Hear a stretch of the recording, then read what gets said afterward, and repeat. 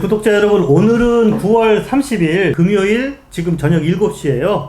저희가 원래 이 뉴스 체크를 월요일날 찍잖아요. 예. 근데 다음 주 월요일이 공휴일인 관계로 오늘 금요일날 사실은 지면신문, 도양신문을 만들거든요. 그래서 오늘 제작 끝내고 이 교정지 요거 들고 오늘은 조금 이렇게 저희가 급하게 뉴스체크를 진행해 드리겠습니다. 그래서 평소보다 약간 두서없을 수도 있는데 이성우 기자님이 워낙 정리 잘 해주시니까 믿고 시작하겠습니다. 예. 네. 기사를 자, 보고 네네. 좀 읽으면서 이 기사가 어떤 내용이 핵심인지 알아보는 것으로 하겠습니다.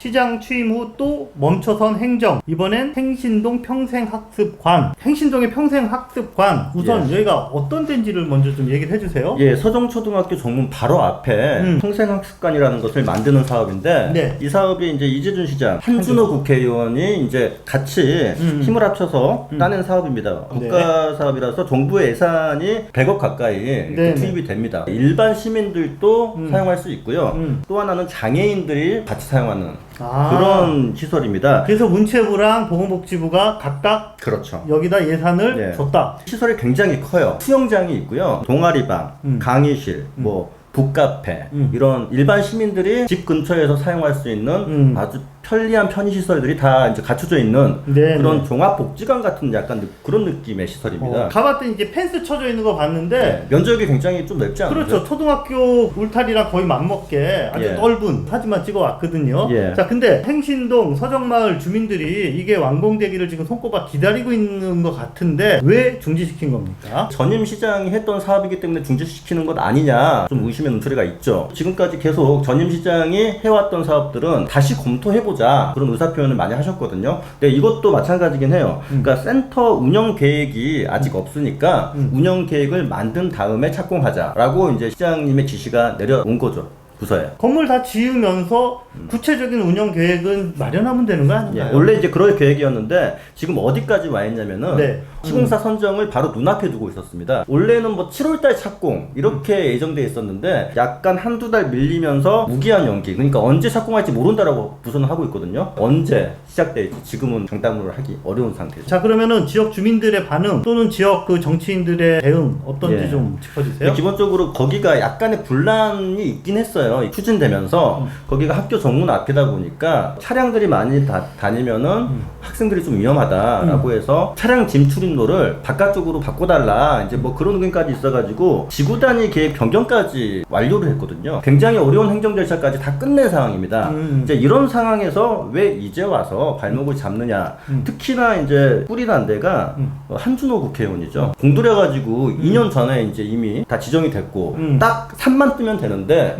이걸 왜 멈춰?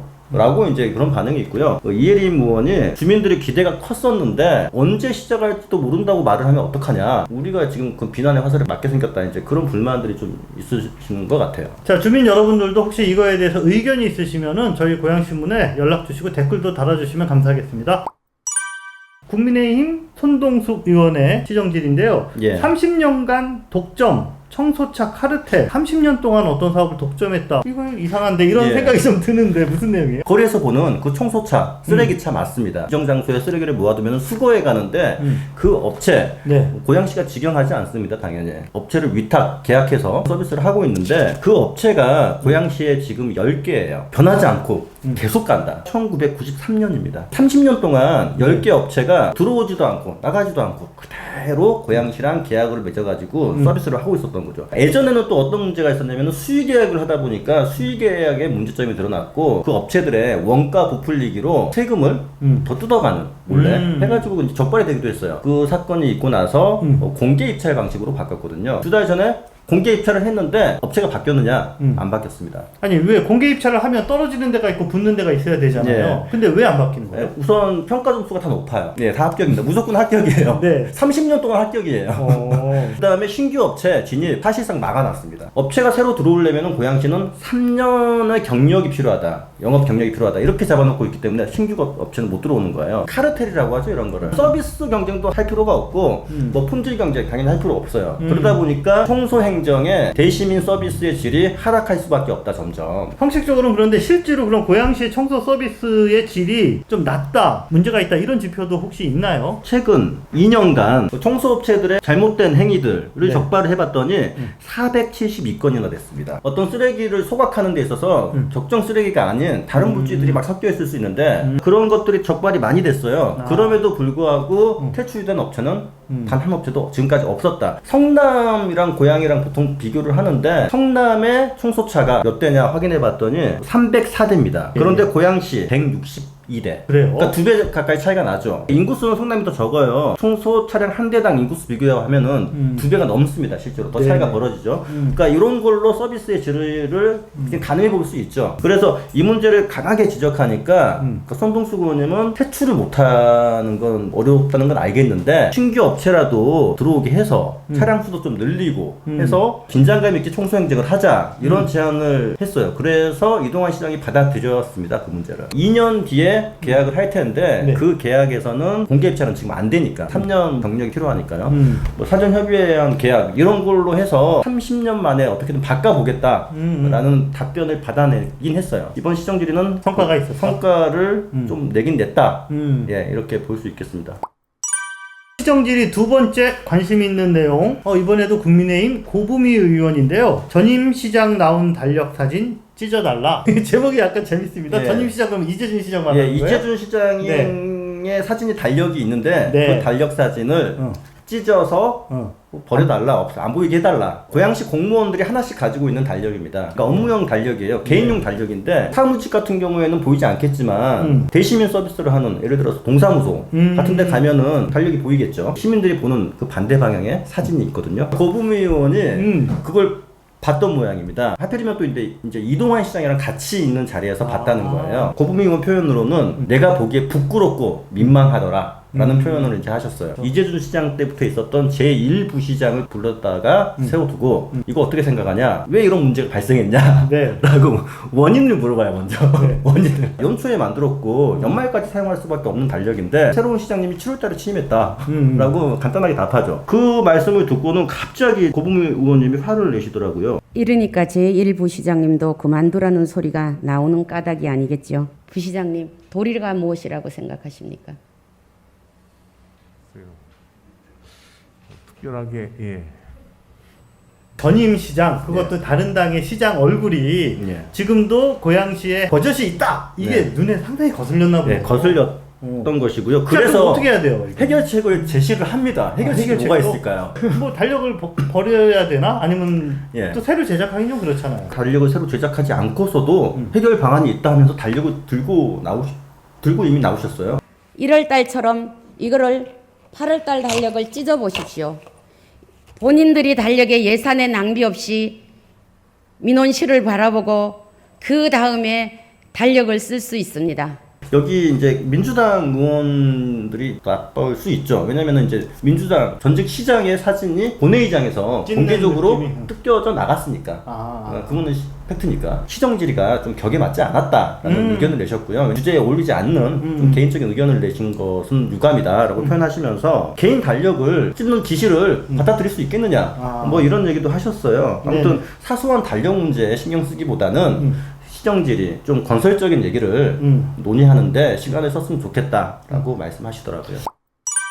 프로축구 예. K2 두 군데나 응모했다 막 이랬는데 네. 한 주 만에 결과가 나왔어요. 아니 될 줄 알았더니 안 됐어요. 두 군데가 각각 왜 탈락이 된 거죠? 우선 KH가 네. 프리젠테이션 자리에 안 나왔어요. 좀 애초에 좀 급하게 우선 서류를 낸 게 아닌가 신청서를. 네. 대의원 혼자 프리젠테이션을 했는데 네. 지난주에 그때 60점 평균 60점이 나와야 된다 심사위원 네, 네, 네. 평균 점수가 점수를 확인해 봤더니 43점대가 나왔습니다. 스포츠 전문가도 있었고 아닌 분도 있었어요. 그런 분들이 다 보기에도 완전히 좀 엉망이었다. 프리젠테이션이라고 하기 민망할 정도였다. 이런 의견이 나왔습니다. 아무튼 예. 안 됐다. 프로축구단 상단하는 프로젝트를 중지하는 건가요? 그렇진 않습니다. 1년 미루자. 내년 창단해가지고 내후년에 참가하자. 대신 기업구단으로 하는 거는 똑같다. 대신 기업구단 하는데 네. 우리가 이제 어떤 기준이 없다 보니까 기업들이 또 뭘 해야 될지 자기들이 그거 이제 좀 힘들다. 그래서 고양시가 어디까지 돈을 얼마나 지원하든 또 종합운동장의 운영권을 기업 기업한테 어디까지 주고 뭐 수익을 창출하라고 이제 할 수 있겠죠. 고양시도 뭔가 메리트를 줘야지. 네, 그러니까 그런 기준들을 좀 세분화해서 마련을 던져주면은 네. 기업들이 좀 더 많이 준비해가지고 올 수 있지 않겠느냐. 그거 준비하겠다라고 합니다. 네, 축구 좋아하시는 분들 내년을 한번 기대해 보도록 하겠습니다.